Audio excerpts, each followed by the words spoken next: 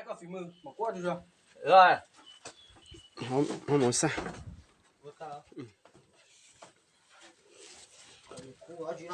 Chỉ nên cho xỉn tới nào hả? Tới nữa tôi. Mình tránh hay nó thì mua mua được. Được. Có thấy được không? Có lỗ đá của trên tóc cái á. Chỉ cái gì mà cha? Ê, con gì á con? Cái gì không có luôn à. Có gì đi vậy? Chạy lộ của trời là. Đốt trời đi tao đi sợ đi. Ôi, mà tao trời tống đồ, là hộp ta mà tống đồ. Thì là chậm bài nè. Ôi, thịt chợ mà. Thịt chợ thì hay nè. Cái gì đó trai luôn.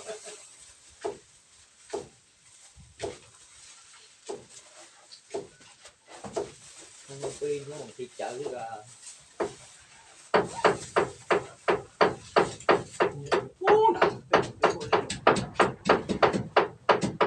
Nó có em, không có tao mua. Mua em. Mai con làm xong để em bao em rồi lại để trong xe. Ông có không? Đấy. Nó có thay video rồi.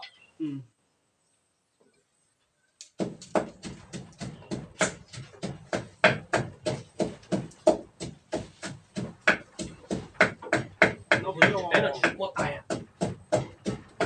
Không kỹ nữa mà. Được rồi.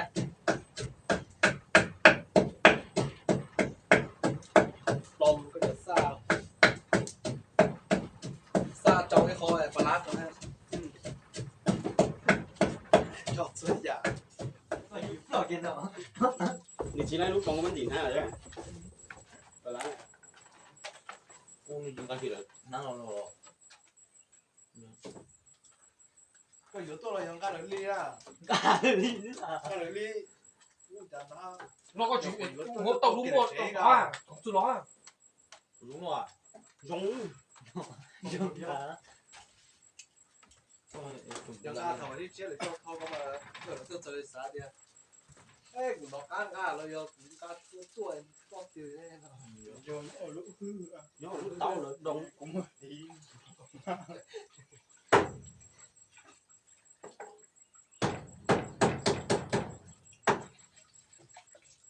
Nên đình chạy của lốt trong quả câu rồi.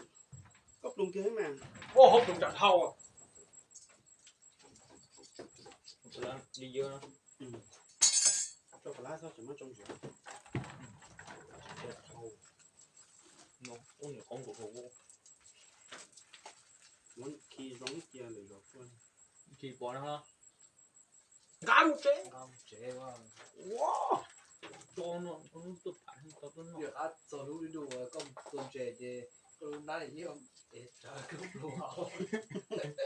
Chúng thua ấy. Không hề. Nó không ra bạc hành đây.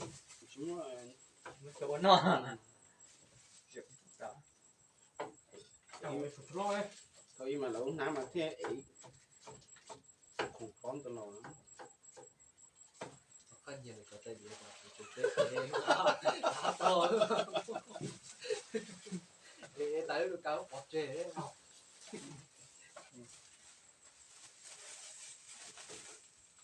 Mai cái tiếng này cái đó cho tao này.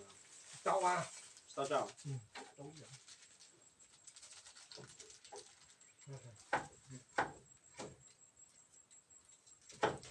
Là có to à.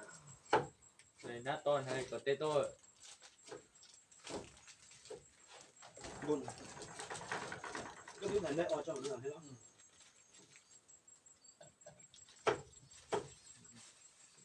Nó còn trong chiếc cá này. Cho tao nó trong chế còn tao đau rồi rồi. Cái phỉ cho ai con không?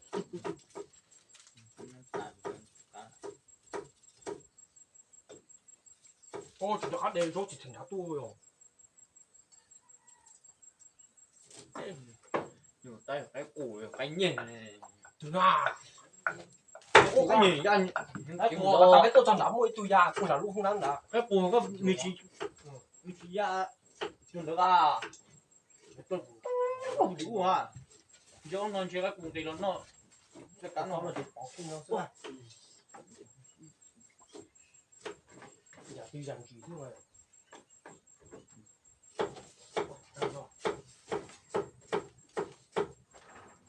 có lòng cũng có chở mua cho cái đó đó bỏ mình tiêu tốn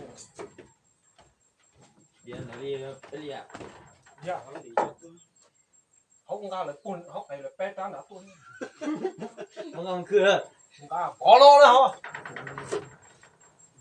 hả nó đang là điện thoại ai cũng ở nước tao chưa ngài lo thế đấy là nó tết tết ở nước cũng to thế nhỉ ôi giờ điện tiếng cho tao kể giờ nó cho con ấm mạnh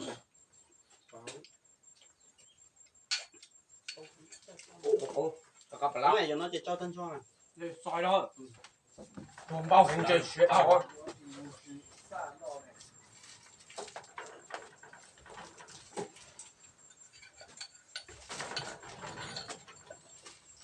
mình làm gì ta nhìn màu cái đỏ rồi cá chu lỗ vậy cá không à cứ tầm này có à miếng ngon tàu giò cho bà lá trong xí xíu mà ui bà lá cá được cho à cái gì ui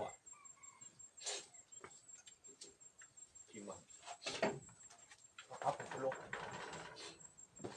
do bà lá được đông về cá nữa mà được cho tao không à thế là chỉ tao với một lùng em gì khá giả nó à bóng tổ hay à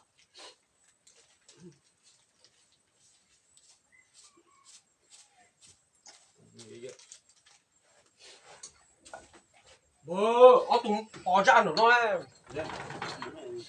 chỗ có đi ăn cho anh tí à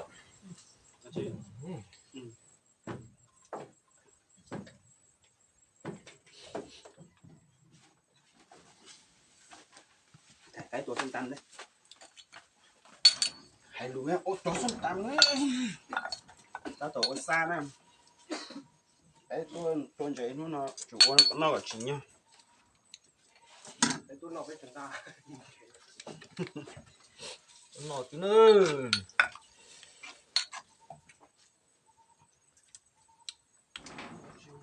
ăn chơi luôn có chủ đây ra hoàng ra lợi cái kia chỉ nói là nó nhúng có bùn cá chân cái gì lấy rồi là cá rùa cái linh nó sủng bala này một cốt đòn nhiều con nó tay nó quân tộc thổ đò hoa rồi đi đò lúc này buôn dối là phải tuốt đò cái đồ bối chứ tròn tròn trẻ không dễ ở thùng nó mấy cái đó rồi xa nó sai ơi chỉ là đó con đảo luôn con to tan đám rồi không phá bể mà chỉ một ít chung chạy lên là hai rồi cái vô nó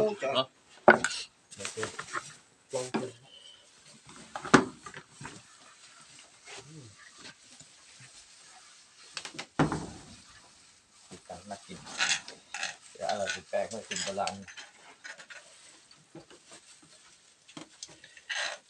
cái chiều và tôi non chế và tôi non một quả có lá cá rồi đó là nó muốn nó à đồ kia gì đang cho con gì mà thà có mấy lúa tay lo chưa được nó phải chỉ mua hơi việc chỉ nếu mà chỉ nếu mà chỉ có tốt cửa thì nó có khá sang bồn to đang để nó khá sang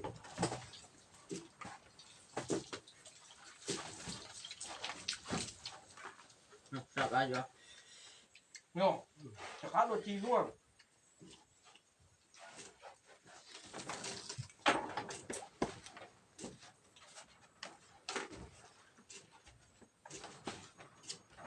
ô đa rồi nó cho không thử đuôi đi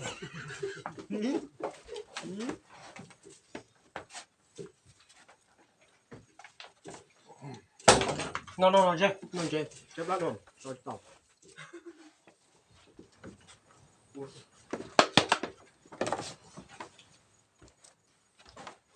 đây rồi nhá buổi muốn mang ra học cả đấy Cho nó à.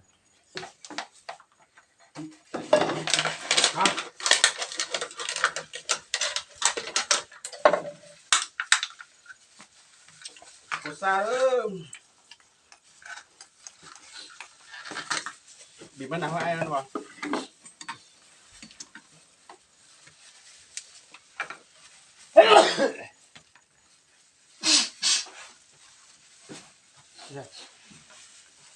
ôm lấy tàu ra cậu chứ muốn bị cho bật không nào ngon nữa coi pha đấy đây cho bọn coi phaกินกับมะลินมังกรtới cái học tử á nhỏ sai kịp là sẽ cô đấy à thế là điều non chơi đi chăm cáo rồi nó non để ngon nữaส้มตำchơi hao có anh chơi nó bỏ đầu cho bé nó mở kia cá cơ nữa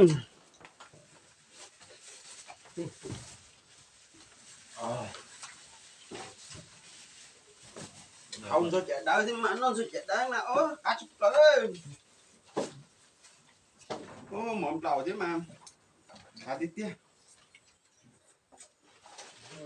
cái chuyện là khá muốn lo cái gì Vậy cũng là tôi à chụp cái cháu đã không nát giờ không nát cái cá nữa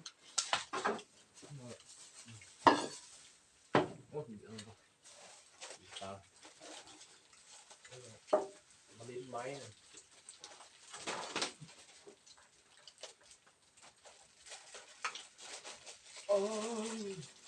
dài cái tao phật của nó cá của nó cái đầu phía khó sát có cái đời cũng trong tông đầu cái rồi nó chơi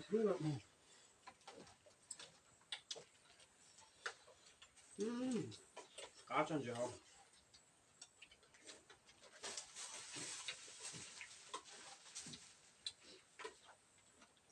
cái gì chia sẻ của nó xuống nữa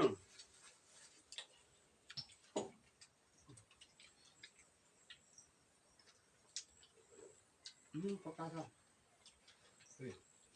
ngon dữ ta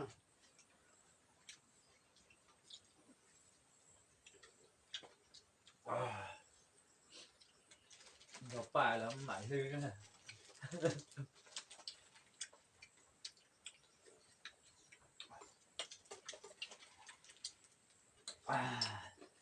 chết rồi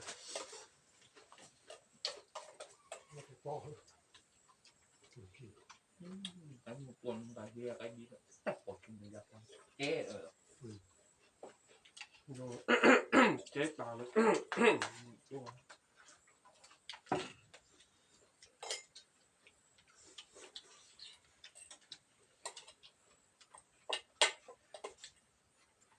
trời nhưng mà khó đời đâu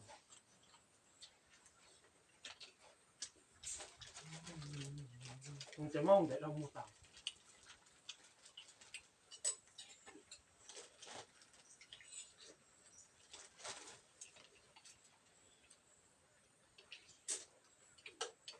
nhảy nữa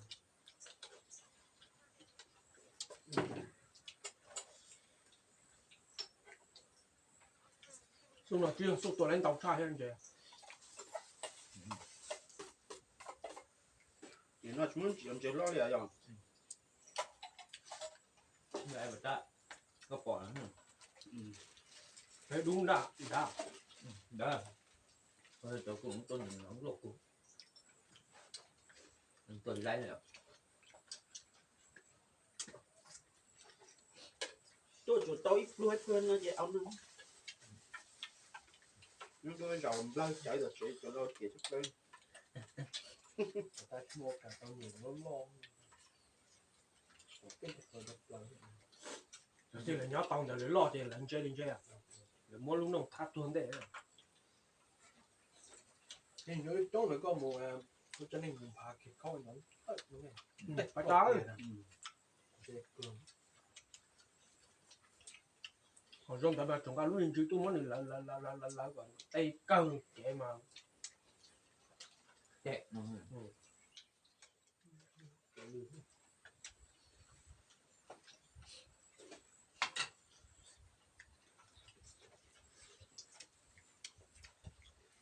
Rửa táo. nó mà ta muốn chân chơi nó cả chân tôi chả bé mũi nào Mua có thật chơi rồi. tao có thiếu Gì đấy?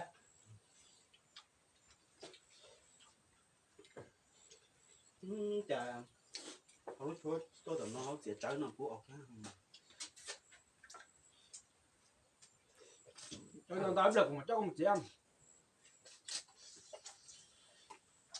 Vì nó non tôi à. Thì vá sát thì nó đông đâu. Mình chắc là phải cái biển rồi. Lo. bây giờ nó sẽ chết của Chắc của chính là một cái gì. Đúng là to. giáo chúa chị tôi ngoài không đỏ cho nên thì nó để do cái gì chứ chỉ ở đấy chỉ còn lại một nó tiếng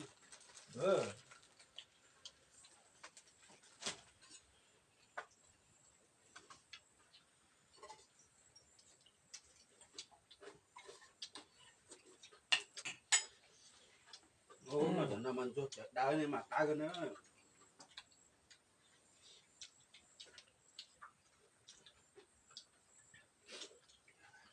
một đấy nào Tặng cặp cửa nữa. Vậy rồi. Cái này tụi mình lại có cái dù nữa.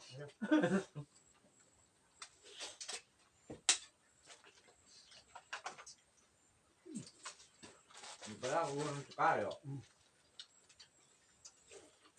Là để tôi hơn. Trời ơi, cái gì tao mà nó ăn. Giờ thì mất thanh tôi lúc tao mà theo khai thấy không? Xin thì tao ấy hả? kiểu nó phải lánh dùng á như kiểu xì là món hao là món tôm là món tôm mà là dùng chuột lỗ đâu cho mà ăn